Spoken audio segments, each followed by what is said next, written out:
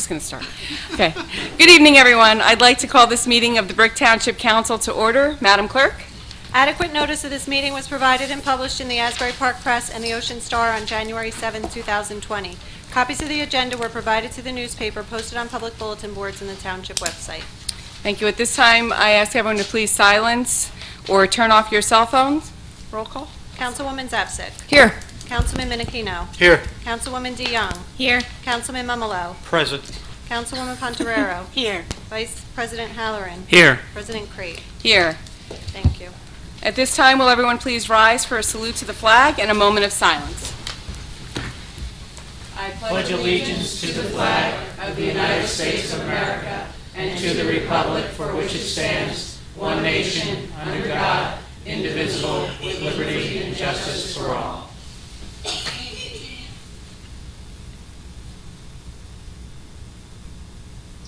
Thank you.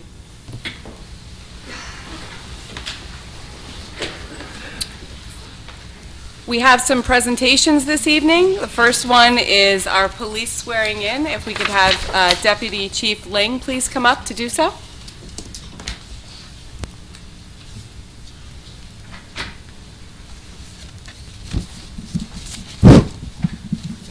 Good evening, everyone. I'm Deputy Chief Ling. On behalf of Chief Ricchia, who couldn't be here tonight and sends his apologies, I would like to welcome you all here this evening.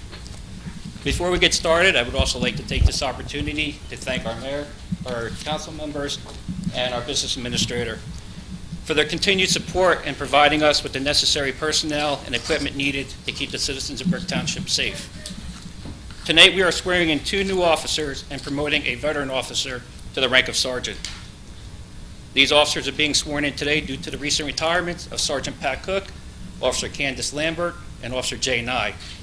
We would like to thank them for their many years of service and wish them the very best in their retirements. The 2 new officers being sworn in tonight come to our department with experience, and they will immediately enter the field training officer program. Once there, they will learn very quickly what makes this department one of the best, if not the best, and that is the professionalism and dedication of the men and women of this police department, some who are here tonight. So with that being said, we're going to get started with the swearing in of the 2 new officers. When I call your name, just come up with your family member, anybody you want to bring up, okay? The first one's going to be Andrew Bajor, badge number 305.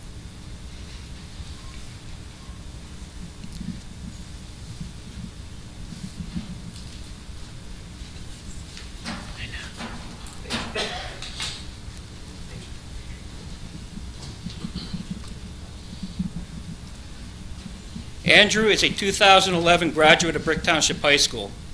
He attended Ocean County College and obtained his associate's degree in criminal justice. He began his law enforcement career in 2014 as a SLEO 1 officer with the Point Pleasant Beach Police Department. Andrew then attended and graduated from the Ocean County SLEO 2 Academy and worked as a SLEO 2 officer for the Point Pleasant Beach Police Department for 2 more years. In February of 2019, he was hired by the Washington Township Police Department. During that time, he completed the waiver class at the Ocean County Police Academy and obtained his full police officer certification. Here with him tonight are his parents, Thomas and Tammy.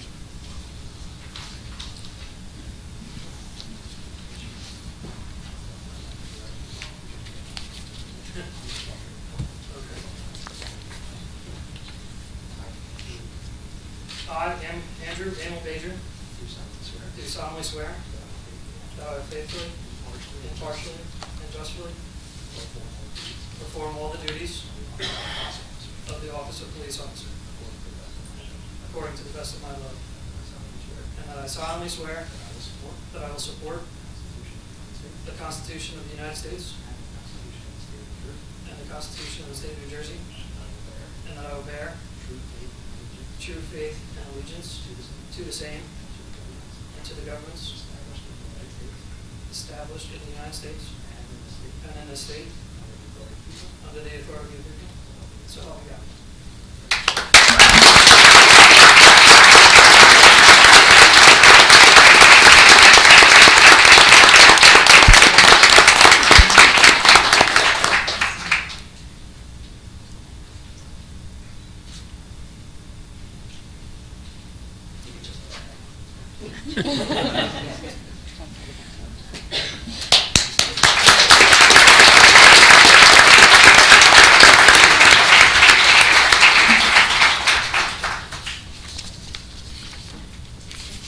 Good luck.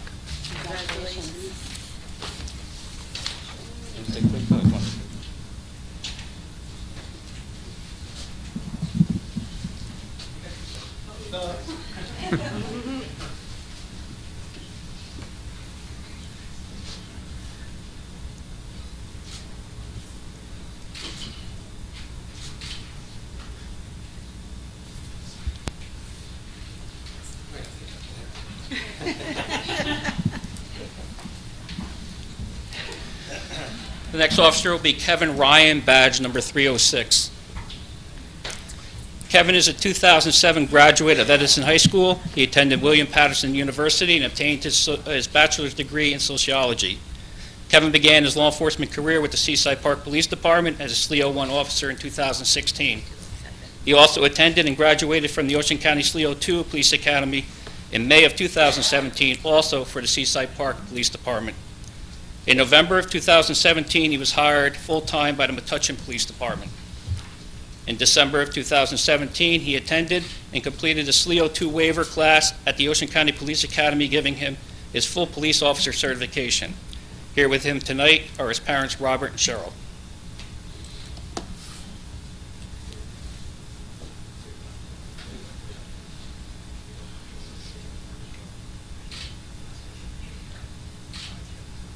I, Kevin Thomas Ryan, do solemnly swear that I will faithfully, impartially, and justly perform all the duties of the office of police officer according to the best of my ability, and that I solemnly swear that I will support the Constitution of the United States and the Constitution of the State of New Jersey, and that I will bear true faith and allegiance to the same and to the governments established in the United States and in this state under the authority of the people, so help me God.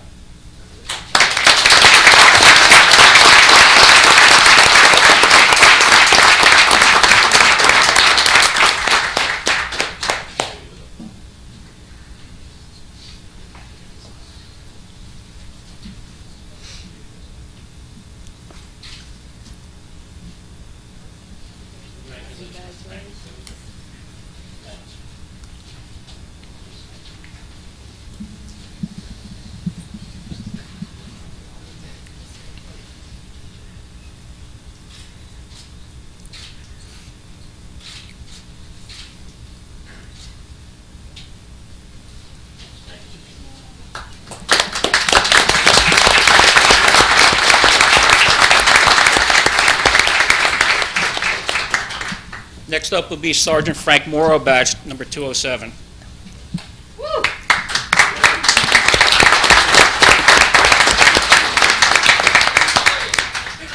Sergeant Morrow graduated from Brick Township Memorial High School in 1990. He attended both Ocean County and Brookdale Community Colleges, where he was majoring in education and criminal justice. Sergeant Morrow began his law enforcement career in September of 2000 when he was hired by the New Jersey Department of Corrections as a state corrections officer. In August of 2003, Sergeant Morrow was hired by the Brick Township Police Department. During his 16-year career with us, Sergeant Morrow was assigned to the Patrol Division. He was a field training officer. He's a former member of the Special Emergency Response Team, excuse me, the Selective Enforcement Team, the Drug Enforcement Unit, and the Street Crimes Unit. He is very active. He is a very active member of local PBA 230 and has served as the recording secretary on the executive board. Sergeant Morrow has received 2 life-saving awards, 2 meritorious service awards, 1 exceptional service award, 4 honorable service awards, 4 grand cordons, and numerous chief certificates, commendations, and performance notices. Sergeant Morrow will be assigned as a squad supervisor on the midnight shift. He is here tonight with his mother, Mary Ellen, and his wife, Stacy.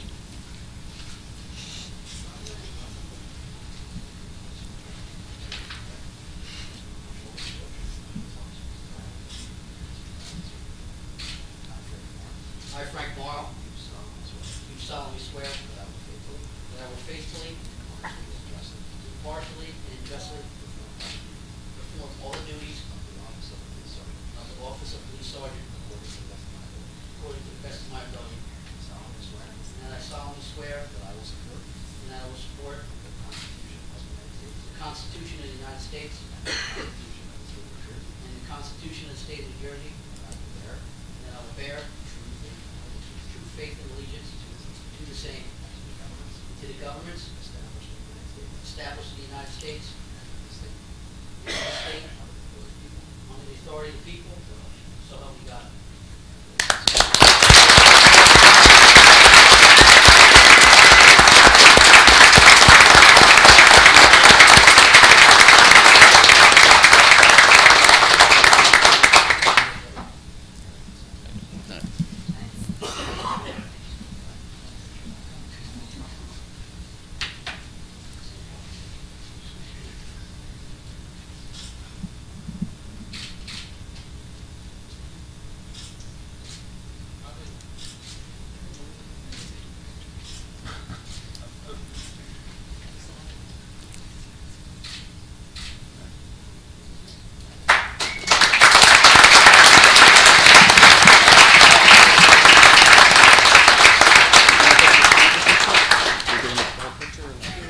No, it's up to you.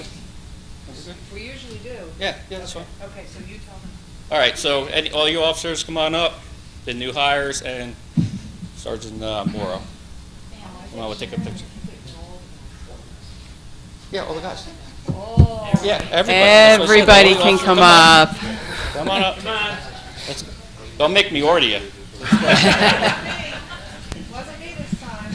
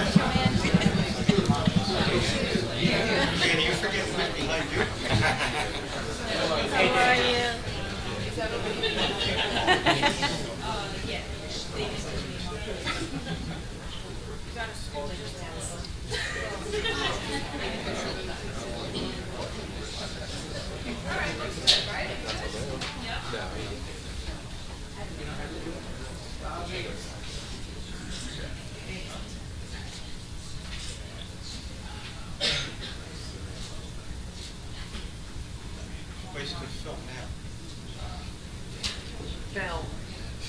To show your age. Yeah. Wait, we got one more. We don't want him in there. We have to do the court officer. Come right back. No, I'm good.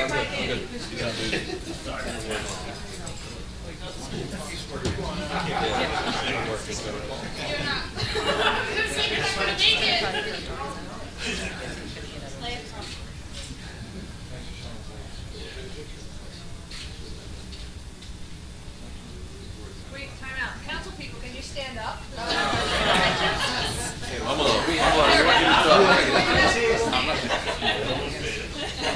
Move in, play tighter. Oh, wait. I'm ready now.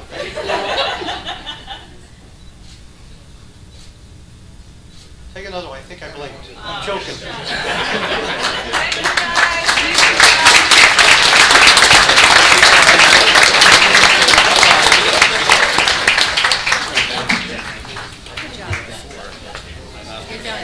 Congratulations again. Stuttered twice.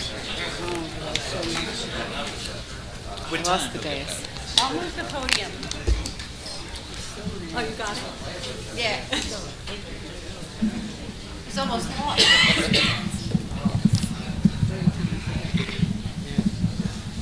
I'll have the mayor stay up at the lectern with me for our Student of the Month presentations.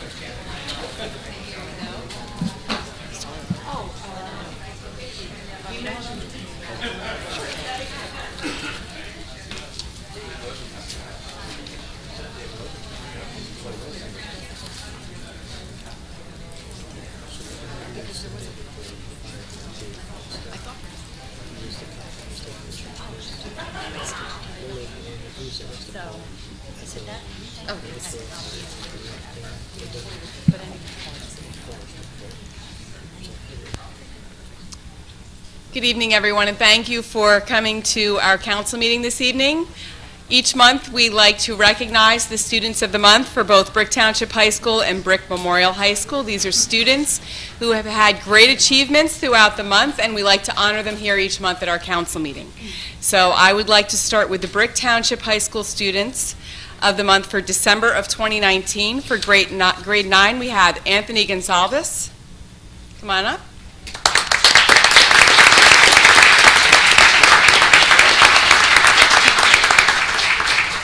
For grade 10, we have Giovanna Spadafora.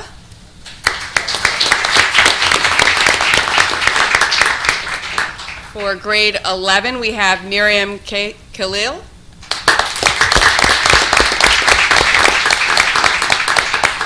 And grade 12, Emma Carpino.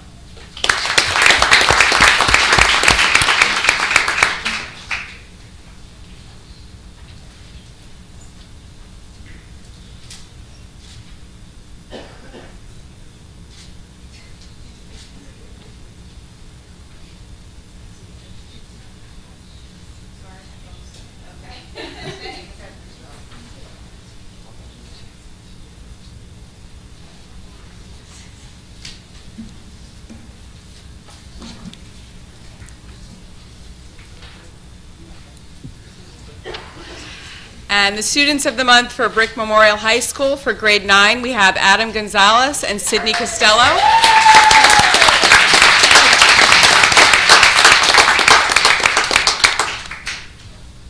For grade 10, we have Brandon Erlenmeyer and Colin Calabrese.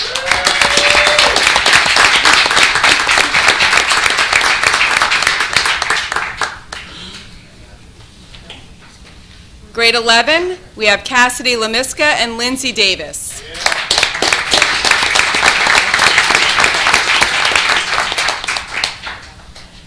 And grade 12, Braden Teague, I believe, and Karina Retker.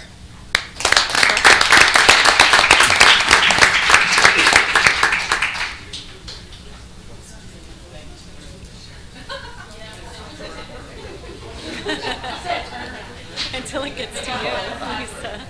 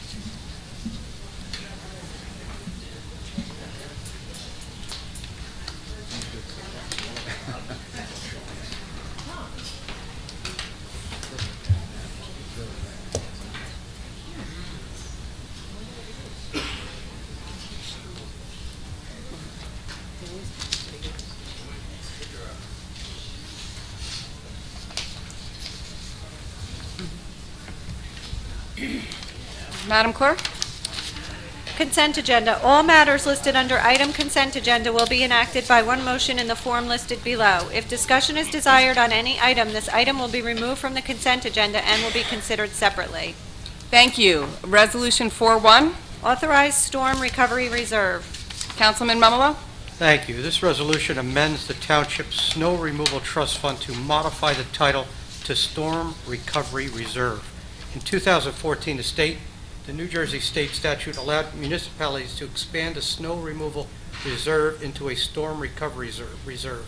The modification in the title allows the township to utilize funds in its storm recovery reserve for any purpose relating to storm recovery. Thank you. Resolution 4-2. Authorize refund from police road job account. Councilman Menachino. Thank you. This resolution authorizes a refund from the police road job in the account of $4,295 to J.W. Dato Electric. Thank you. Resolution 4-3. Authorize receipt of bids, purchase and delivery of one 29 cubic yard rear loading refuse collection vehicle.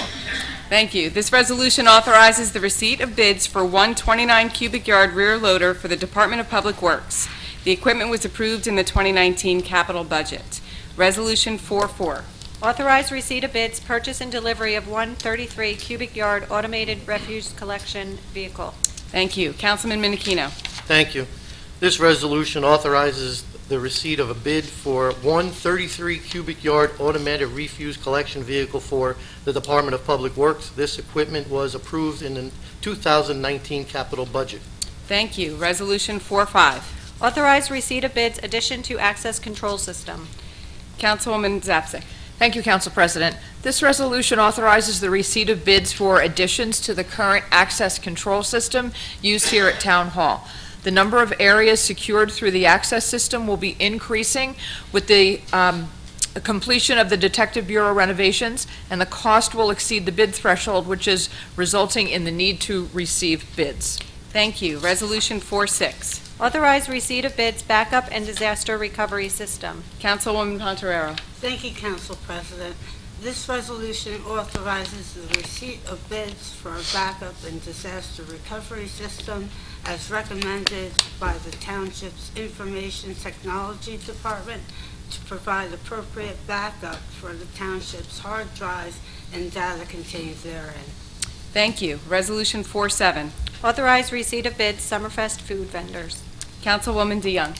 Thank you. This resolution authorizes receipt of bids from vendors to provide food and refreshments during the 4 Summerfest concerts and the annual car show, with an option for the craft and yard sale and night out against crime. Last year, this contract brought in $9,747. Thank you. Resolution 4-8. Authorize receipt of bids, beer and wine garden. Councilman Mumolo. Thank you. This resolution authorizes receipt of bids from vendors who currently have the appropriate ABC licensing to provide a beer and wine concession during the 4 Summerfest concerts and Fall Fest in 2020. Last year, the successful bidder paid the township $5,650 to provide this service. Thank you. Resolution 4-9. Authorize receipt of bids, fireworks exhibitions. Councilwoman Pontoriero. Thank you, Council President. This resolution authorizes the receipt of bids for aerial fireworks at the Summerfest concert series and the Fall Fest event. Last year, the township scheduled a total of 5 fireworks exhibitions. The total cost to the township was $33,000 due to one Summerfest falling on the 4th of July. In 2018, the total cost of the township for 5 exhibitions was $19,995. Thank you. Resolution 4-10. Authorize receipt of bids, mobile ice cream truck. This resolution authorizes the receipt of bids for an ice cream truck vendor at Windward Beach and Traders Cove for the 2020 summer season. In this contract, the vendor agrees to visit each park daily from Memorial Day to Labor Day. Last year, the successful bidder paid $1,255 to the township to provide this service. Resolution 4-11. Authorize receipt of bids, Fall Fest food vendor. Councilwoman DeYoung. Thank you. This resolution authorizes the receipt of bids for a Fall Fest food vendor to identify and secure a number of food trucks with a variety of offerings for this popular annual event. The contract will be awarded to one bidder that must provide a minimum of 16 and a maximum of 20 food trucks in various food categories within the park for the event. Last year, the successful bidder paid the township $3,040 to provide this service. Thank you. Resolution 4-12. Authorize award of bid, tree trimming, removal, and disposal services. Councilman Menachino. Thank you. This resolution authorizes the award of bid for tree trimming, removal, and disposal services to Falkenberg Tree Expert Company, Brielle, in accordance with the schedule and price based on various services. This will be an open-ended contract not to exceed $50,000 per year, with funds to be certified prior to each service. Bid notices were sent to 32 prospective bidders from our bidders list of 14 picked up bid packages. 4 bids were received, with Falkenberg Tree Experts being the lowest responsible bidder. To date, the township has encumbered approximately $33,000 for the current 2-year contract. Thank you. Resolution 413. Authorize award of bid Brick Beach 3 parking lot improvements. Councilwoman Zapsik. Thank you, Council President. This resolution authorizes the award of bid for Brick Beach 3 parking lot improvements to S&G Paving Jamesburg in the amount of $546,543. The project generally consists of mill and overlay of the municipal parking lot in between Faber Lane and Lyndhurst Drive. Bid notices were sent to 66 prospective bidders from our bidders list and 17 requested bid packages. 11 bids were submitted with prices ranging from $546,543 to $1,073,150. Thank you. Resolution 414. Authorize award of bid isolated drainage and roadway improvements. Mayor? Yeah. Sorry. Thank you.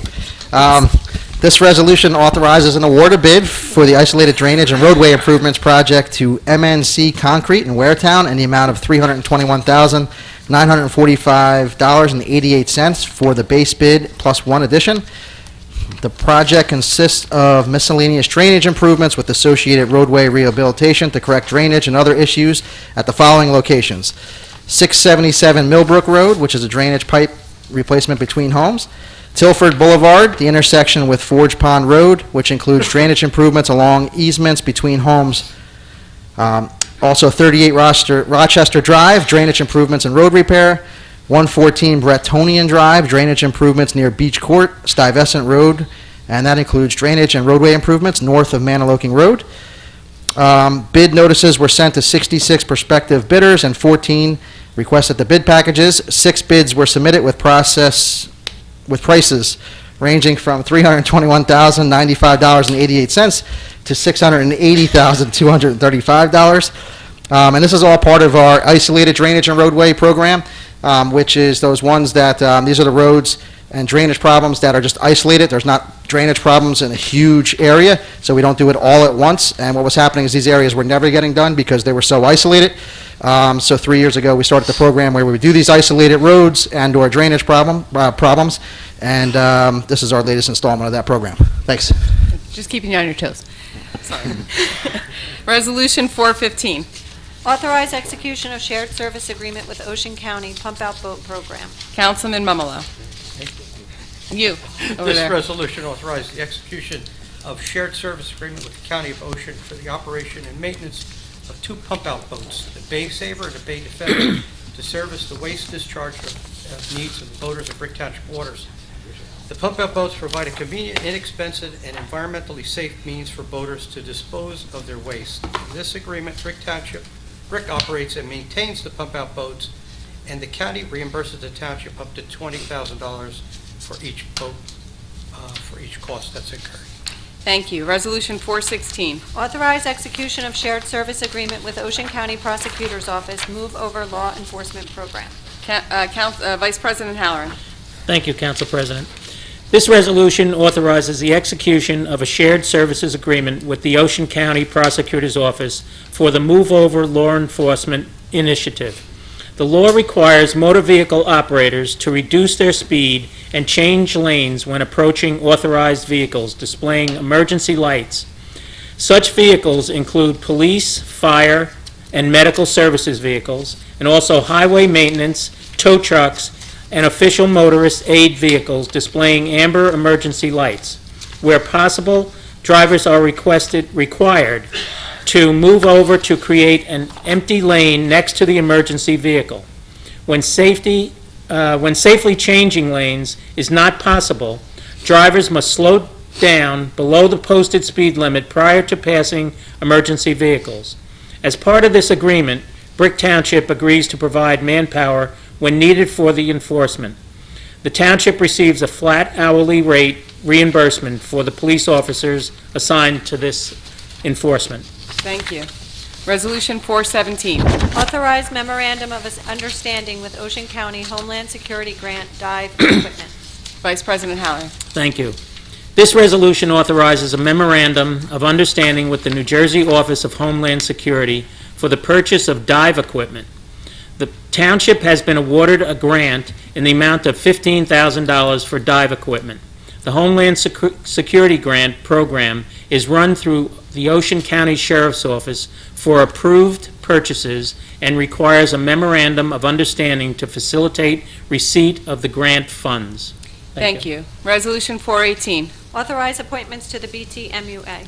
Councilwoman Zapsik. Thank you, Council President. This resolution authorizes appointments to the Brick Township Municipal Utilities Authority, including Derek Ambrosino for a 1-year term as a member, Michael Blandina for a 2-year term as a member, Susan Leidecker for a 5-year term as a member, Harvey Langer for a 5-year term as an alternate 1 member, and Aaron Wheeler for a 4-year term as an alternate 2 member.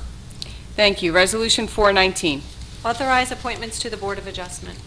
This resolution authorizes appointments to the Township Zoning Board of Adjustment, including Michelle Strassheim for a 1-year term as a member and Darren Caffrey for a 2-year term as alternate 1.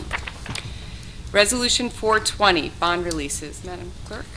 420A is a performance bond release for Premier Woodworking LLC at 1100 Industrial Parkway in the amount of $727.86. Thank you. Resolution 421, tax collector. Ms. Bergen. 21A is 100% DAV refund and cancel taxes at Block 380.06, Lot 3.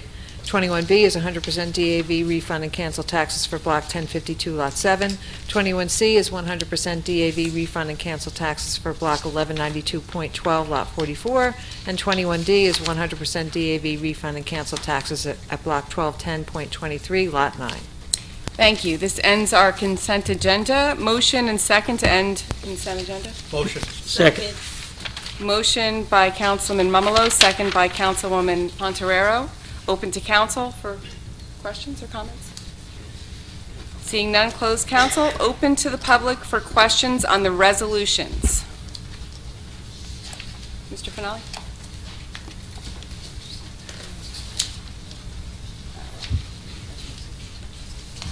Vic Finelli, 2 questions on number 18, the appointments to the MUA.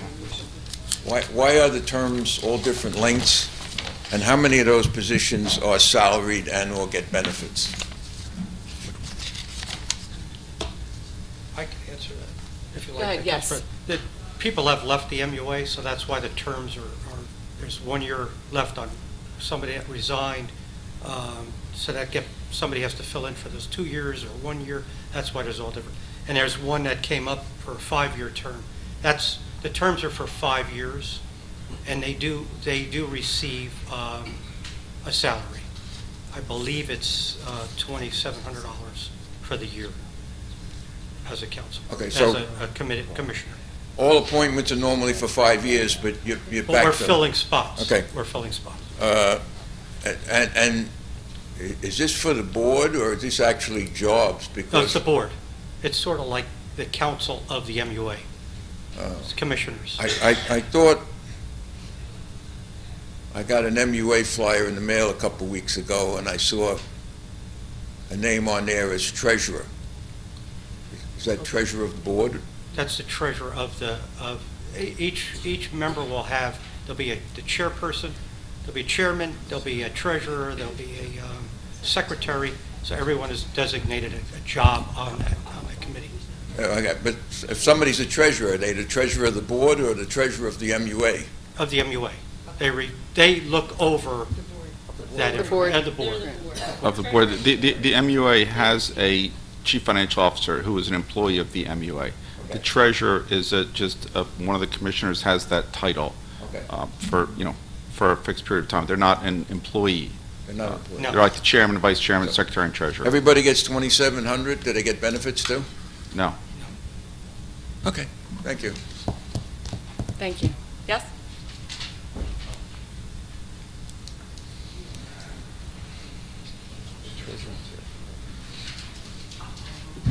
Sam Foster, 108 Chico Drive. Also a question on the MUA appointments, a quick one. Maybe you can clear me up on this. I thought that Michael Blandina, I might be wrong about this, I tried to look up his name on the internet, but isn't he a judge? Is he a judge in Ocean County? Or am I thinking about I know that name sounds familiar, but I tried, no? Okay, never mind then. So I'm going to ask if there's a conflict of interest to have okay, that tells it. I know his name sounds familiar, but I can't place it. I thought it was you as a judge. I know he used to be with the prosecutor's office, I think, but something like that? No. He's not a judge. I'm really wrong on that one. He's not even a lawyer. Okay. He's not I'm even sorry? a lawyer. He's not a lawyer? No. I know it sounds familiar, He's an but event planner. did he run, he was what? He's an event planner. A defense planner? Event planner. Parties. Oh, I'm sorry. I know his name sounds familiar, I just can't place it. Something deals about politics or something? He organizes the Columbus Day Parade. Oh, that's why. I know, I've seen his name in newspapers, I tried to search, I couldn't sworn. I'm thinking of Tron Cohn, maybe that was it. He's a judge in town, sure. I don't know why, but anyway, I'm sorry, apologize. Thank you. Anyone else for public comment? Yes, sir.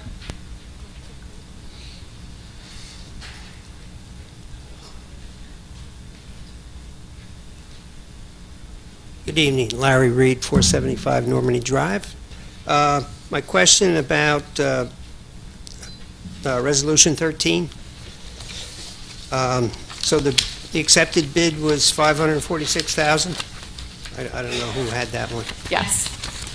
And the high bid was $1,073,000, right? So it's about 100% spread there, Yes. okay? And on 14, the accepted bid was 321. Is that correct? Yes. And the high was 680, so again, about 100% spread there. Yes. Okay, on 14, the isolated drainage and roadway improvements, who decides what those streets or improvements are? So Alyssa, our engineer, she has a list of ongoing complaints that keep on getting skipped over year after year because the roads around these roads are in good shape, so it's never part of a project. So then 3 years ago, we decided, I don't remember what the first ones were, it was like Schoolhouse Road and 3 others, and so then we do it every year, to just keep on doing it. Otherwise, these roads will never be touched. But it's basically you and Alyssa that come up with the list? Not me, it's Alyssa, she's the engineer. Yeah, she goes out and does whatever investigation through her department, so Right. she's probably taking advice from whoever does the inspections. And then, I think our outside consultants involved with the process too, at least as far as the drainage goes, for sure. Okay, and these are the ones that were on the December agenda that were going out to bid? Yes. Okay, thank you. Thank you. Anyone else from public for the agenda items only? Okay. Seeing none, closed public. Roll call. Councilwoman Zapsik. Yes. Councilman Menachino. Yes. Councilwoman DeYoung. Yes. Councilman Memolo. Abstain 418, yes to the rest.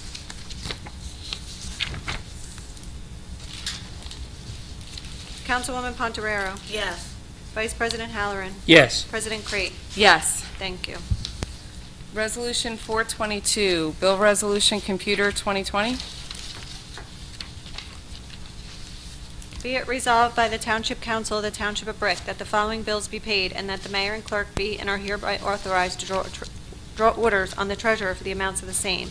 Computer bill resolution in the amount of $10,189,290.57. Thank you. Can I have a motion and second? Motion. Second. Motion by Councilman Memolo, second by Councilwoman Zapsik. Open to council for questions. Seeing none, close council. Open to public for questions on the computer bill resolutions. Seeing none, close public. Roll call. Councilwoman Zapsik. Yes. Councilman Menachino. Yes. Councilwoman DeYoung. Abstain CME, yes to the rest. Councilman Memolo. Yes. Councilwoman Pontoriero. Yes. Vice President Halloran. Yes. President Crate. Yes. Thank you. Resolution 423, Bill Resolution Manual 2020.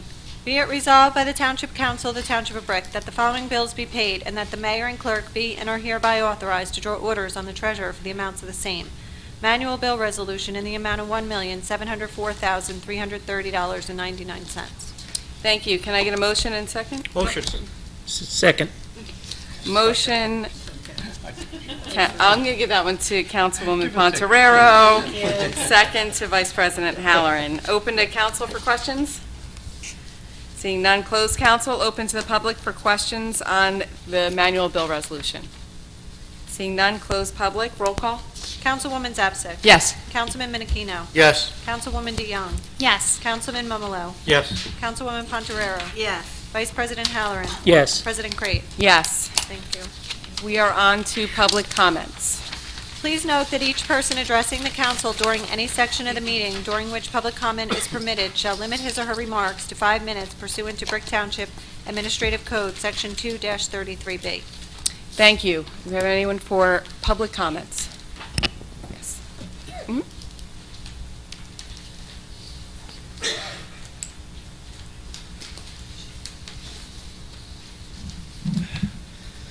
John Sluka, 950 Sylvia Court. I'm just going to read my letter. Dear Mayor Ducey, Council President Lisa Crate, and the Breck Councilman, Councilwoman, and pretty much the whole team of unity in this town. I just recently had a conversation with a past politician from Breck, and he told me about the great walls being built adjacent to the Turnpike in South Jersey.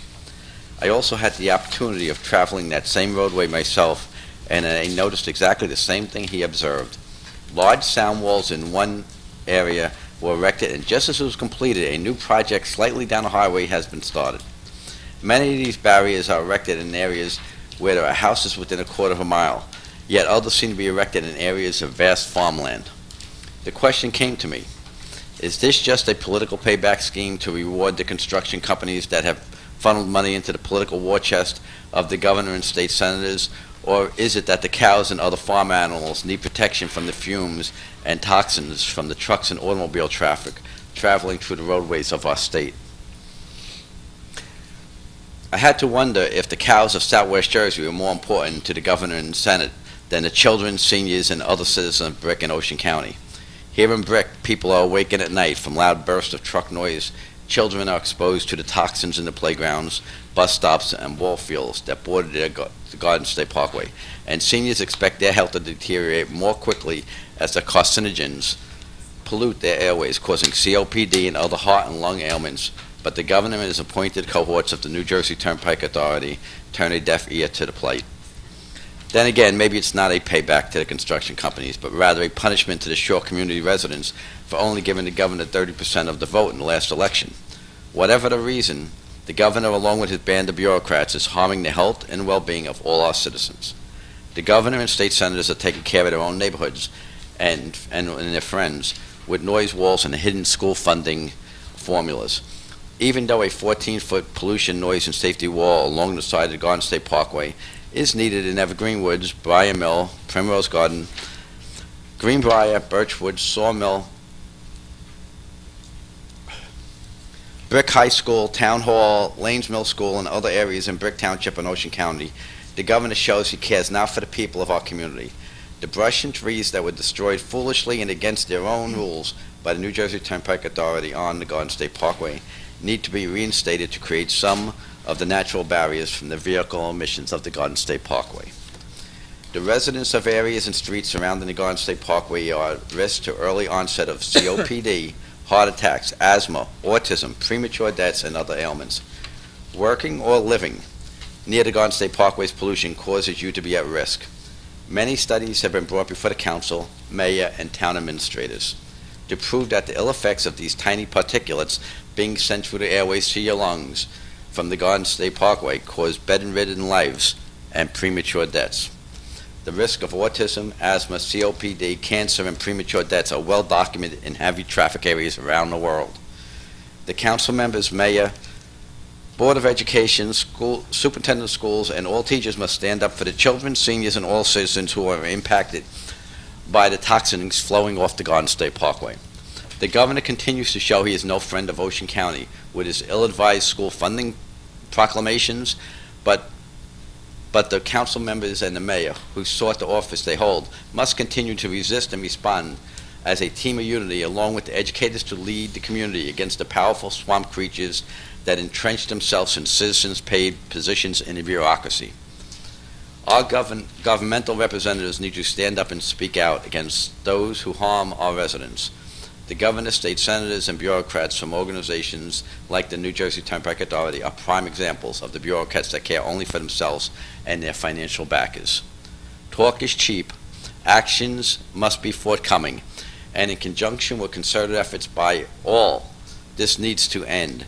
And if conversation's not enough, legal action may be necessary because our citizens are dying on your watch. The governor-backed New Jersey Turnpike Authority Commissioner's reign of terror must be stopped, and it's all our responsibilities to end it now. Thanks for your time. John Sluka, if I didn't say it, 950 Sylvia Court. I yield back 20 seconds. Thank you. Mr. Foster?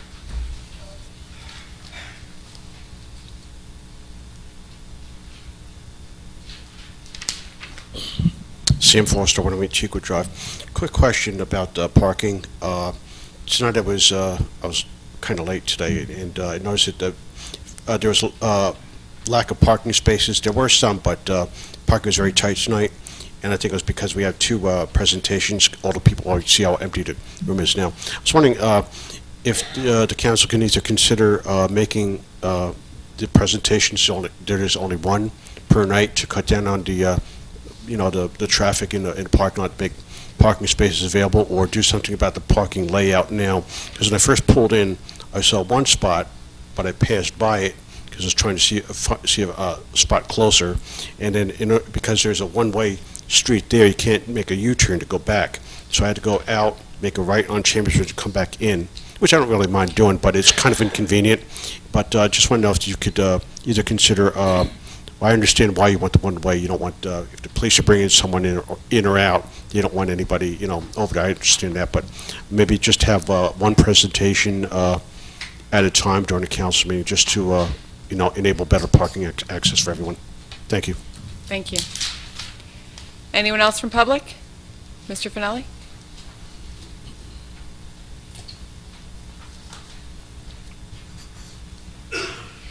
We going for the record, 8 o'clock tonight? I'm very efficient. I guess. Okay, I'll be brief. In an effort to keep you all updated on what's going on across town, which I promised to do, at the January 16th school board meeting, there was an item on the agenda setting aside $25,000 for no bid netta to put together a referendum package. I asked a specific question of exactly what we are voting on tonight, and the answer I got was, we're just putting that money aside in case we need it. We haven't done anything. We haven't talked about it. We haven't gone into committee. It's just going aside in case we need it. I was born at night, but not last night.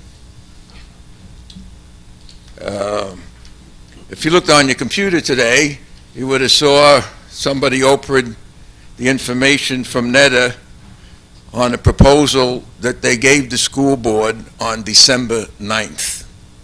That's a full month before they put aside $25,000 for NETA to do their thing, which right away my antenna went up. That proposal was for a referendum. Anybody want to take a guess? $71 million.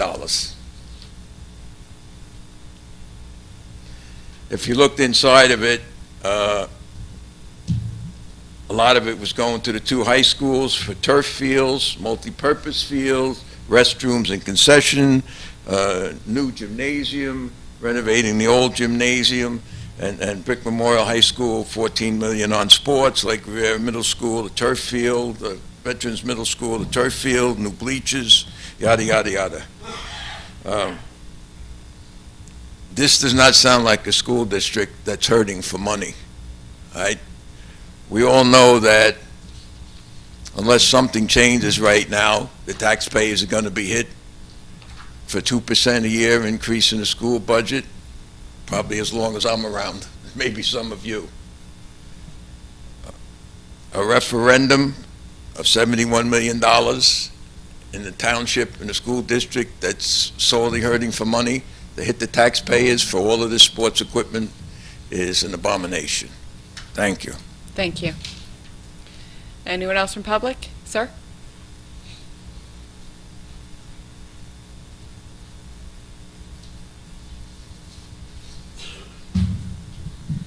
Okay, first, I'd like to go over a couple facts, 3 facts, actually, and then I'll have some general comments. Fact number 1 is that we did get street flooding in Normandy Beach this past Saturday. Okay, so December 31st and this past Saturday, we had totally flooded streets, just to keep it on the record. Second thing I want to go over is that both Joanne Bergen and Alyssa Cummings have been very responsive to all the emails and updates that have come from the Normandy Beach group, and I want to thank them for that responsiveness and make sure the council's aware of that. So even though we're up here addressing this issue, they're spending a lot of time on it, and we both agree that some of these emails are unnecessary, repetitive, etc., but they've been diligent about answering everything. So I want to make sure we covered that. Thank you. Our group is working with Brick to find a long-term solution to the street flooding in all areas of Brick, not just Normandy Beach, and we're here representing everybody that's getting flooded in Brick because it's an issue that's going on, and we need long-term solutions, not a plug, not a flapper valve. There's a long-term solution, and that's not it. Comments, my last meeting, I talked about directing conversations to the Brick Council that they can act on and should be involved in. I mentioned that we should try and get the gas company to work with Brick Township on a shared services type of arrangement, since both people need to repave Broad Avenue in Normandy Beach, and Joanne Bergen directed me to take that up with the Board of Public Utilities, since that's really their purview as far as shared services between utilities and municipalities. The state is citing a Rutgers study that shows that the sea level should rise in New Jersey 1 foot by 2030. That's 10 years from now. So they had a presentation up at Monmouth College that they had all their politicians there, including Frank Pallone, for some federal issue, and they cited that study. So the state is aware of that, and if this is the case, what are they doing to help out Brick Township, all the other shore communities, and, Ocean County, because we're all on the shore. And as you pointed out many times, Brick has more waterfront property than any other municipality, so what is the state doing for this issue? We get emails from people we know in Florida, and in Florida, since the whole state is low, they've got a lot of coordination between the municipalities and the state as far as what they're doing to work for long-term solutions. I really don't see the state working on long-term solutions for this. Maybe you see things differently, but I don't. And when we talk about getting FEMA involved, we had a meeting with FEMA, and they pointed out that it's a cost-benefit analysis. So when you have street flooding and it affects your cars, it's hard to prove, and it's hard to prove all the inconvenience, etc. So FEMA really isn't involved in street flooding. That when your home gets damaged, they get involved, but they don't insure the street flooding. So I think it's more of a project for the state, the county, and the municipalities, and I see a lot of money going out on a lot of issues for the state, grant money for the park over there at Normandy Beach, $800,000. Nice to redo a park. But where is the money to help out the municipalities on this flooding issue? Thank you for your time. Thank you. Anyone else from public? Sir?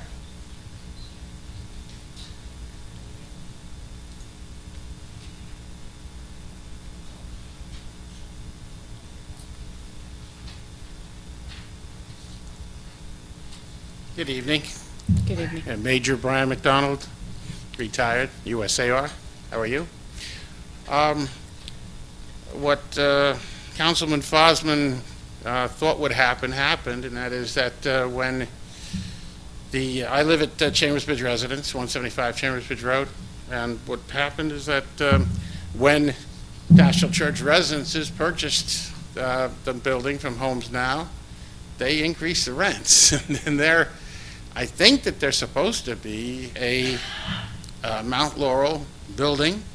I think that they were built under that statute, and they continue to raise rents. If you want to be a person just coming into that building now, a one-bedroom for somebody who's disabled, a senior, and all that'll run you $898, which is, they say, oh, that's low. Well, I think it's high.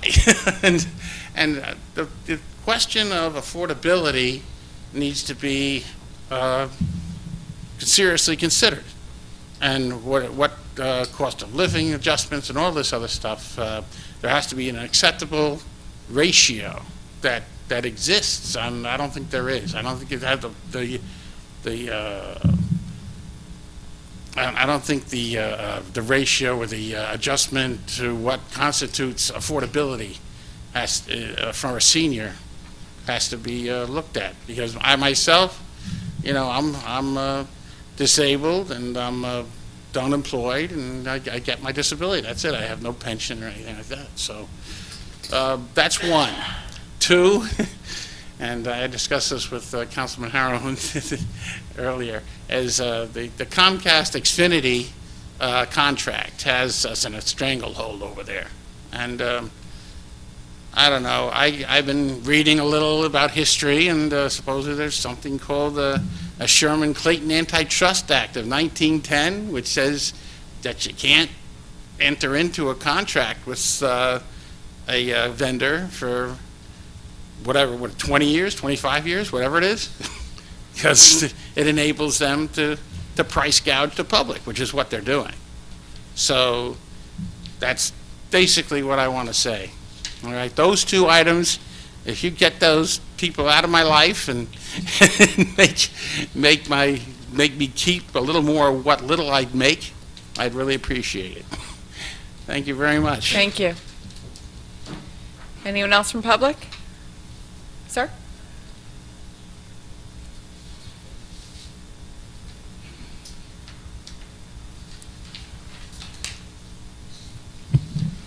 Bob Checkeye, 127 Royal Drive in Brick.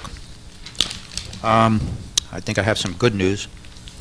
I thought it might be interesting to let taxpayers know about the benefits of the Town Hall solar system. As of November 2019, solar system has generated more revenue from energy production and renewable energy credits than its original cost. So what that means, from now on, it is saving taxpayers approximately $51,000 a year. We receive approximately $32,000 from energy credits, and if we were to put that $32,000 into another solar system on another building, then next year we would be receiving even more revenue and savings from another building, which would lower taxes. So it's a way of investing the money that you're making, which is what I do with my own money. Just another comment about the schools. The schools went ahead, from what I read in the paper, and they applied for 20 electric buses. That's from the Volkswagen. There's $72.2 million available in the state for counties and schools to apply for electric vehicles, or for lower vehicles that don't put out so much emissions. So get rid of the diesels, go to electric. But anyway, that should save them a lot of money, because electric buses do not have most of the parts that a gas bus has, or a diesel. They don't produce any exhaust, and there's no oil changes. So over time, that's going to save them a lot of money. The other thing I wanted to bring up, because I hear all the people talking about the flooding, and about a year or more ago, the Army Corps of Engineers came to Ocean County College, and I went to that meeting. Save the Bay was there, and it was a big room. A lot of people came to talk about flooding in their areas all along New Jersey, along the Bay. The Army Corps of Engineers, at the end of the meeting, they come up with an idea that this was their idea of maybe putting a water gate at Barnegat Inlet and Maniloking Inlet. And I don't know if that's going to work, but I really don't know what you're going to do with all these rising water problems, because I watch a lot of that stuff, and a lot of scientists say it's happening a lot faster than we think it's happening. So good luck with that one. I don't know what you can do.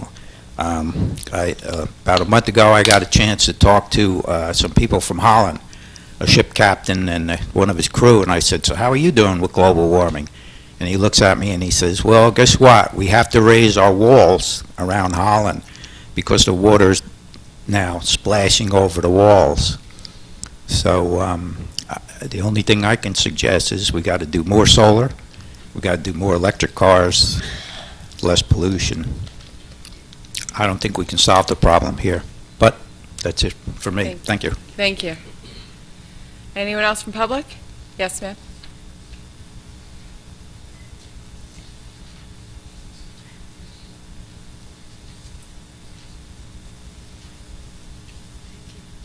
Hi, I'm Eileen Morano. I live on Broad Avenue in Normandy Beach, so this is about flooding.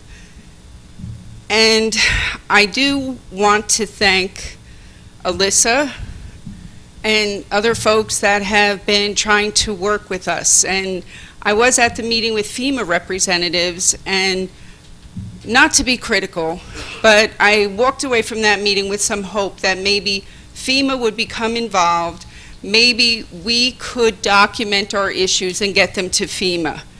But the reality is, we're not documenting anything that FEMA is going to be involved with. You know, the fact that I have to replace a car battery or car brakes, or that I have a visiting nurse that can't get to my house. FEMA's not doing anything about that. But I just want to leave you tonight with a plea that you see this as an emergency, because I don't think you see this as an emergency for our community or the rest of the coast. Floodplain management meeting may happen in May. Why isn't that moved up? Why do we have to wait on cycles to get people to look at this issue when we know we've got to wait through budget cycles? You know, capital has to be approved. We have to get in line behind the streets that you say for 3 years now you've been trying to fix. Well, I've been waiting for 3 years. My house has water around it every single day. That is not an exaggeration. If you drove to my house right now, you'd see the wet mud surrounding it. New Year's Eve, I couldn't get out of my house. Couldn't get out from any angle, and nobody could get in.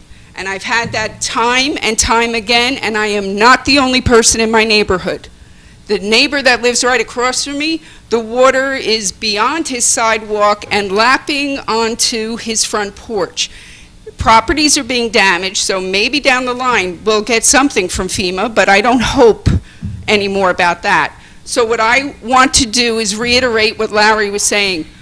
What are you going to do to get the state involved? If you already have a plan to help us, give us that plan. Because I've gone through everything I can find on the internet and through handouts, and I see schedules of meetings, and meetings do not take the place of progress. We want to be cooperative. We want to work with you, but I can tell you there are a growing number of people in my neighborhood that are tired of waiting, and they don't feel like they're being listened to, and they want to make a mark with the media. And I think as elected officials in some cases, you know what that means. And that's not the way to approach a solution. I don't think that's what anybody wants. So we would just want some assurances. If there's a plan, spell it out for us. If you think FEMA is going to help us in any way, I read in the flood management plan from 2019, someone was hired as a liaison to work with FEMA. Is that true? Is the person here? Is that somebody we can talk to? You got a lot of talented people ready to work with you, but we're not being given a plan to work on. thank you for your comments, and I will pass on to Alyssa your appreciation. I know she met with you. Right, that was so simple. There's a hole in a bulkhead. I said, I'm going to go get sheet metal and a drill and fix it. We fix that. Yeah, and I thank her. She fixed it after that, because this is the kind of stuff that makes me crazy. There's water coming in from that bulkhead. Nobody knows why there's a hole in the bulkhead. Just fix it, for God's sake, until we can get something bigger done, because it's flooding a street. And I really don't like to be combative, but I'm at the end of patience, because I have met with you, Mayor, back in 2016, you said, we're not done. Don't give up. I've got it in writing from you. We got a second pipe put in. That made the flooding to my house worse. And nothing has made it better except when Steve Kirby put a pump into the storm drain and pumped the water out of there. That's the first time my street has been dry in 10 years. So that's all I have to say. I appreciate the work that's been done so far, but we got to do something at a much faster pace, or else, you know, what people are saying about FEMA comes in and buys you out, and those scary types of things are being talked about, and we don't want to go down that road. So thank you. And again, Eileen Morano, if you need us to do something, get in touch. Everybody is ready to work on this. Thank you. Thank you. Anyone else from public?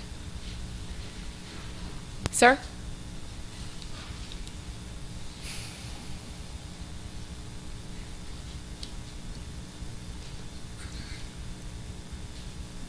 Good evening. My name is Mark Whipperman, 546 Normandy Drive. So I'm here also on the flooding issue. And I'd just like to express my sympathy, empathy with what Eileen just tried to communicate.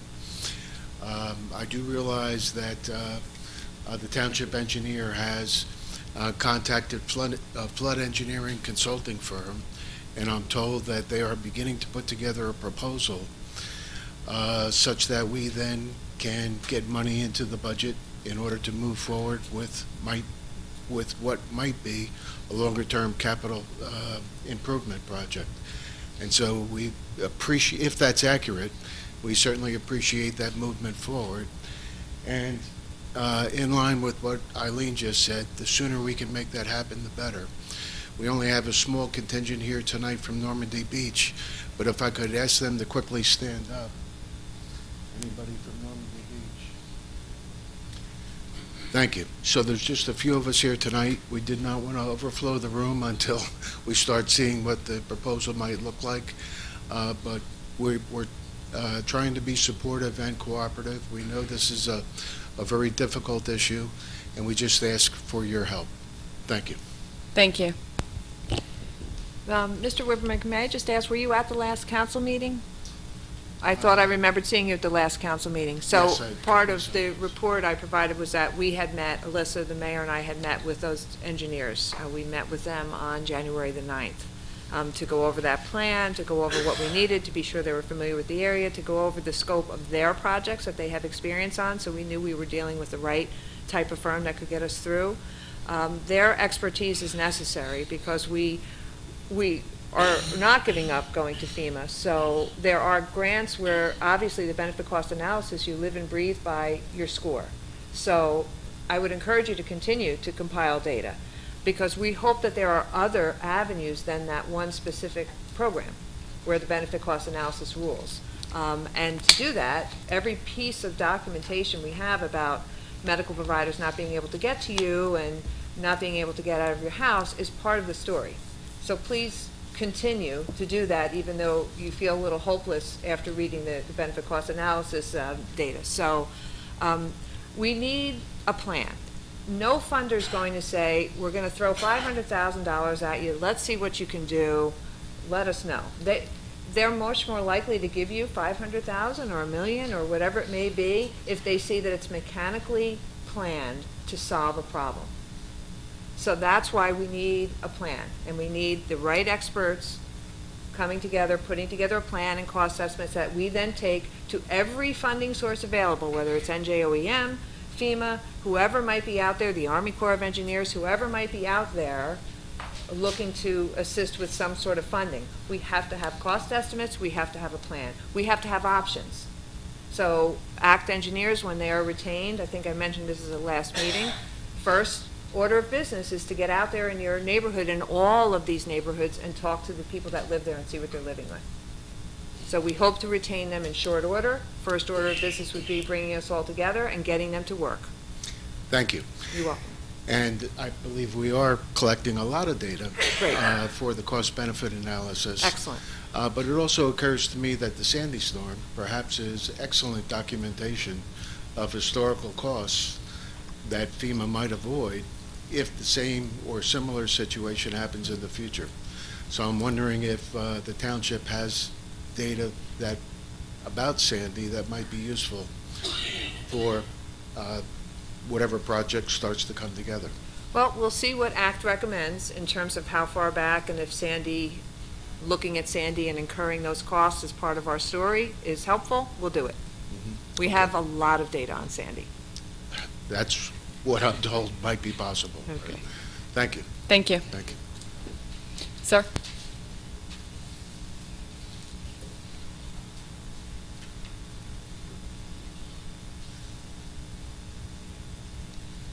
Separate topic. The issue of the CO2 emissions came up, and as I mentioned before, there was a presentation up at Monmouth County this month.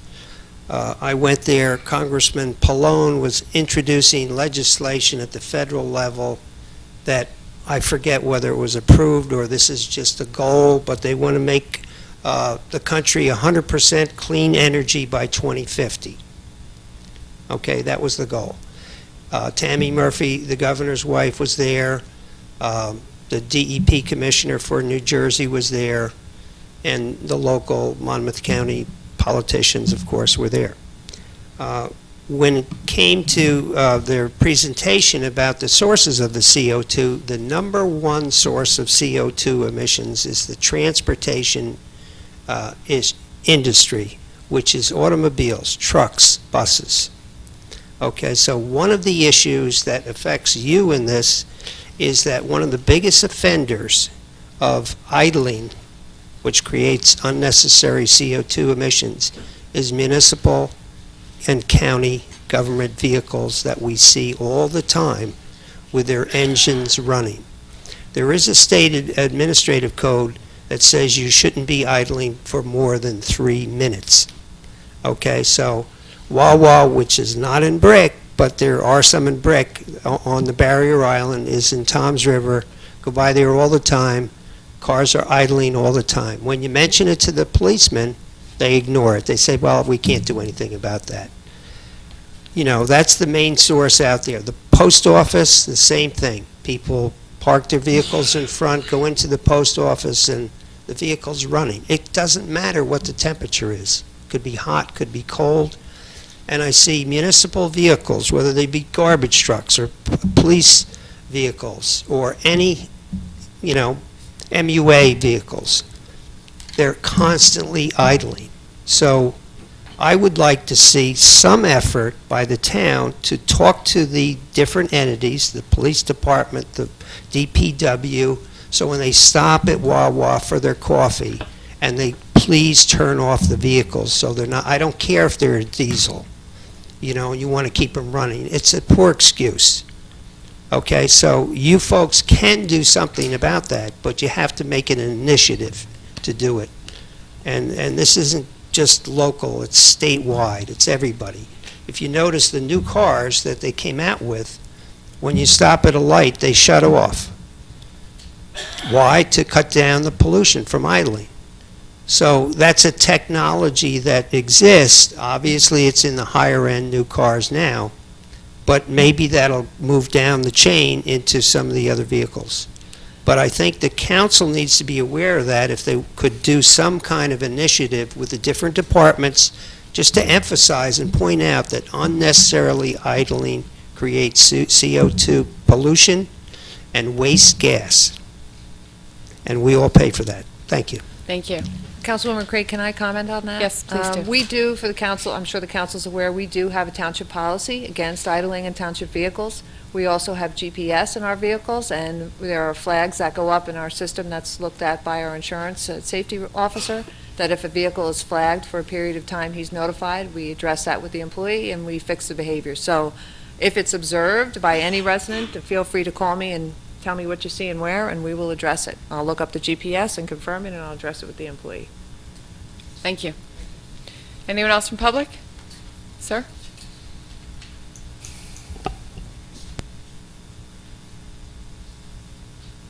Alan Rothman, 6th Ave, Normandy Beach. I'd just like to echo some of the other comments that were made to the council. Just to let you know that Joanne and Alyssa have been very responsive and as helpful as they can with the magnitude of the problem that we have with flooding. Joanne, I have one question for you. With hiring ACT, are we going to have to wait till June, till the budget comes out, to hire them, for them to start their study? No. Okay, perfect. Great, thank you. That was an Thank easy you. one. Anyone else from public?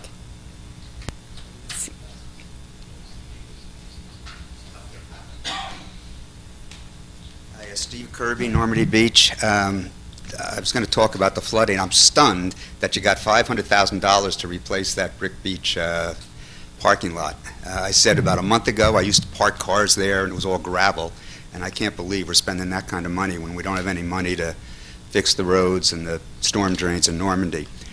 I just want to plant a seed after the gentleman behind me said something about the $72 million referendums coming about the schools. I was here a month or two ago when all the parents were here, and they were all shocked, and I don't blame them for school closing, so on and so forth. I happened to have a conversation with a guy from Toms River. He went to visit his daughter in Virginia, and they have 8 counties in Virginia. You know, they're bigger. It's bigger than New Jersey, and we have 23 or something like that. And he said they have 8 school superintendents, which kind of shocked me because I suspect we have 500. My career is healthcare. I started out in the early 70s. There were 123 hospitals in the state of New Jersey then. Today there's about 67. So in 40 or 50 years, they've closed 50 hospitals, and nobody has felt it. Times have changed. You don't need that many hospitals. You don't need that buildings. I went through 3 hospital closures that I was involved with. One of them, I had to be escorted out of a building with a police escort to get me out of there safely because the local neighborhood was so upset that we were closing the hospital. 3 or 4 years later, nobody even knows that hospital was gone. I was also, at the end of my career, after several mergers, so on and so forth, I was running a system which was taken over by Barnabas Health. So now I'm gone, and there's one less CEO, one less chief financial officer, one less chief operating officer, on and on and on. Brick's lost $2 million, $2.5 million, $3 million from the state. Toms River's lost $2-3 million from the state, and it's going to go on. I never, ever hear of government and the school board, I should be saying this at the school board, not necessarily here, about merging school districts. Why do you need a superintendent in Toms River and another one in Brick? Why do you need all these assistant principals? My wife is an educator, she was a teacher, and she always came home and said, it's not the union, Steve, it's not the union. It's the assistant this, assistant that, these different purchasing agents. Everything in healthcare happened the same way. We had 2 purchasing agents here, we had all these different departments. Once it's consolidated, if you drive up 35 in Wall, you see an office up there for Meridian Health and Hackensack, and everybody's consolidated. There's one this, there's one that, there's one this. And they're probably saving multi-millions of dollars. I see them advertised at Giant Stadium. I could never advertise at Giant Stadium. So something's right about these hospitals. They're building like crazy because they merged and financial stuff got into order. And I think that the mayor, I think the council ought to start thinking about sharing services with other cities and towns and school systems because we can't take the taxes any longer. I heard one newspaper say that I was going to go up such and such. To me, it was going to be a $3,000 a year increase in my property taxes if the town was able to exceed the 2% cap. I just don't think there's enough talk about that. Now, I don't know how big of an issue, but if healthcare can do it, which is the largest employer in the state of New Jersey, hospitals employ more people than anybody else in this state. And I think the school systems are probably number 2. There's got to be a way to start sharing services and retire these superintendents, retire all these assistant principals, and start to merge them. You'll be just as efficient, and you'll have the same number of schools you had as you started out with. Thank you. Thank you. Anyone else from public? Seeing none, close public. Ms. Bergen? I have nothing, thank you. Mayor? Thank you. Yeah, I personally think we should have county school systems with one superintendent for the county. I've said that a number of times sitting up here, but that doesn't get any traction, although there's a path to progress that's out there that's being worked on by the Senate, and that's the number one thing is they're trying to promote is the consolidation of school districts. So there's probably almost 600 superintendents. There's school districts such as Manaloking, for example, that they don't even have a school, but they have a superintendent. So it's an interesting system. So anyway, on Thursday, January 31st, 3 of our schools are being recognized by Fulfill, and what Fulfill is the food bank of Monmouth and Ocean counties, and they're being recognized for their annual food drives of being able to collect a lot of food for Fulfill, and it's Brick Memorial High School is being honored, Midstreams Elementary School, and Lanes Mill Elementary School, and there's an award ceremony up in Freehold on Thursday, January 31st, so congratulations to all 3 schools. Our Brick Hero Awards are going to be February 21st at 7 o'clock at the Brick High School across the street. We're still looking for Brick Heroes, so if you know somebody deserving to be recognized, it's an everyday hero, so you can nominate them. So it's whatever an everyday hero is to you. It doesn't have to be to everybody. It doesn't have to be somebody who ran into a burning building and saved a life. Whatever simple everyday hero is out there, please nominate them by email. Send that email to bwhite, it's Brandy White, but the email address is bwhite, one word, at bricktownship.net. It's their graduation season, which is our 5th graders go through a very comprehensive drug awareness program with our officers. So it's now it's graduation time. They've been working on it for the past few months. So congratulations to each of the graduates. It is a really good program. So we have 2, sometimes 3 of our police officers in our elementary schools teaching this class. And it focuses on, obviously, drug awareness, but it also focuses on bullying. It focuses on just making proper choices. It focuses a lot on vaping, which is a problem. I heard a story last night at the first DARE graduation that there was actually a 5th grader in town who got a Amazon gift card from the grandmother or grandfather for Christmas, and the 5th grader went online and ordered some vape products, which is illegal. You have to be 21. But they obviously just clicked the button saying they were 21, and of course the parents are at work.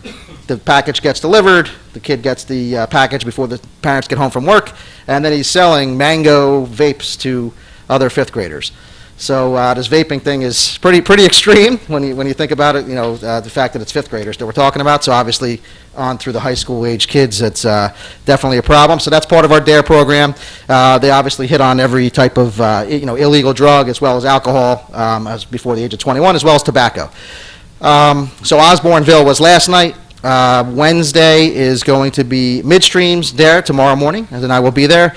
Unfortunately, I cannot go Wednesday night, but Council President Crate is filling in for me. That's the Lanes Mill DARE, and I can't go because I run the Ocean County mock trial competition for high school kids, and the finals was scheduled long ago for Wednesday night. So I apologize, Lanes Mill, I will not be there, but I'm sure the Council President will do a great job. Best I can. And then Thursday morning is Emma Haven's Young DARE graduation as well. And the ceremonies are great. If your kids are in 5th grade, all parents and families are invited to that DARE graduation. Try to make it. Some of them are during the day, some of them are at night. It's up to the school when they schedule those. But it's well worth it because there's a half-hour presentation beforehand where the police give a lot of information about vaping and a lot of information about apps. There's certain apps that are out there that kids shouldn't be going on, and parents probably don't know about that. Some upcoming events that we have coming on. Saturday, let me go in chronological order. Friday, February 7th is our daddy-daughter dance. Please sign up through our Recreation Department. You have to register. It takes place on February 7th. It is at our Civic Plaza. On February 15th is our Brick Birthday Bash. So Brick is turning 170 years old this year. So there is a birthday party for Brick. It's at the Civic Plaza at 2 p.m. on Saturday, February 15th. You can sign up through Facebook or sign up through the Recreation Department. We're not as strict for the sign-ups for that one, but please try to do it so we know the numbers. We have birthday cake, there's a clown, there's face painting, the School of Rock is coming, and their students are putting on, playing music, as well as other birthday party activities. It's more for little kids than, high school aged. And then February 21st is Mom and Her Prince Dance. So that's the moms and their princes. Contact Recreation for registration as well, 732-262-1240, and ask to be connected to Recreation. And thank you, everybody. Okay, anything? Yes? Nothing, thank you. Councilwoman Zapsik? Thank you, Council President. I'd like to congratulate our students of the month. I would also like to thank our retiring police officers for their years of service to Brick Township and wish them well in their retirement. Congratulations to our new officers and wish them all the best as they begin their service to our community. And also would like to congratulate Sergeant Morrow on his promotion. And that's all I have this evening. Thank you. Thank you. Councilman Minikino? Thank you. Yeah, I'd like to echo what Councilwoman Zapsik said. Congratulations to the students of the month and also to the officers going forward, and safety's first. Thank you. Councilwoman DeYoung? I just want to say thank you to everybody for coming out this evening, and ditto to everything that Councilman Minikino echoed from Councilwoman Zapsik. So, thank you. Okay. Councilman Mumolo? No, we were repetitive. Congratulations, Sergeant Morrow. Congratulations to two new officers. Students of the month, they always do a great job. Also, I'd like to bring up our clerk's office in the Parks Department. Did a great job on Sunday with the rabies clinic. 335 cats and dogs. Great job. Good work. And that's it for me.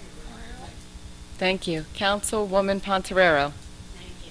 Congratulations again to the students of the month, as well as our police officers, the ones that are retiring, the brand new ones, those that are getting a promotion. This is Catholic Schools Week.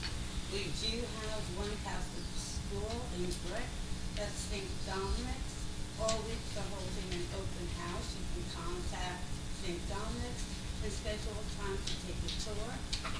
It was, granted, St. Dominic's was given a Blue Ribbon Award, signifying that they're one of the best and the best schools in the state. So if that's something that you're interested in for your children, this is the week to check out the school.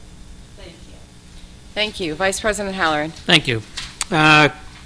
Just a safe journey to the new police officers just coming onto our police department, and congratulations to Sergeant Morrow for his promotion, and great job to the students of the month. They keep doing great things over there. So that's all I have. Thank you. I just have a few announcements from the public library.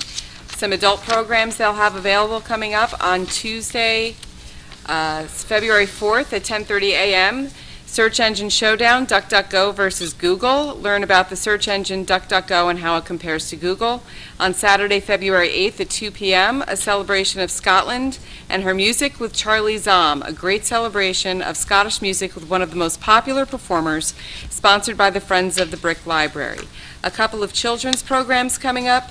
Tuesday, February 4th and 11th and 18th at 9:30 a.m. Winter Toddler Fun Time, Story, Songs, and Other Fun. Registration is for 3 weeks and starts on January 21st. Ages 1 and 2, please register with the library. And there will also be an Ocean County Library puppet show presenting Turtle and Tortoise Are Not Friends. This puppet show is based on Mike Rice's Turtle and Tortoise Are Not Friends, ages 2 to 12. I would never have guessed that, but that's on Friday, February 7th at 10:30 a.m. And I had mentioned back on January 1st when we had our reorg meeting that I wanted to start highlighting some of the organizations in our town. If you're looking for a volunteer opportunity or some way to get more involved with what's going on in our town, the first organization I'm going to highlight is our very own Brick Garden Club. So the Brick Garden Club is a volunteer organization whose goal is to enhance the community with beautification projects, educate our community about gardening, and give back to our community. The Brick Garden Club participate in and host several events throughout the year, including the Township's Green Fair, Secret Garden Tour and Tea event in July, designing, planting, and maintaining the Route 70 Garden and the Cultural Arts Center's garden. They visit local nursing homes to engage the residents in small gardening projects and work with local scout troops on various gardening volunteer opportunities. The Brick Garden Club holds meetings the second Monday of each month with guest speakers bringing an array of different gardening-related topics. They are always looking for new members. It's easy to join. Drop into any meeting or send an email for more information. You can check out their website at www.brickgardenclub.com, and you can also follow them on Facebook and get some information there. So it's an excellent group to join if you like gardening or just flowers. I highly recommend that you maybe get involved with that great organization. And finally, it's just a reminder that we are working again with the local veterans groups, including VFW Post 8867, American Legion Post 348, and the Disabled Veterans Chapter 20 of Brick, to resurface and refurbish the Veterans Memorial area in front of Town Hall. So for more information and to find out how you can help, you can contact Hank Voss at 732-966-6676 or Bill Duffy at 732-259-5030, or you can send an email request to brickwarmemorial@gmail.com. That's all I have for this evening. Our next meeting is, I don't know when it is, Tuesday, February 11th at 7 p.m. Motion to adjourn? Motion. All in favor? Aye. There, I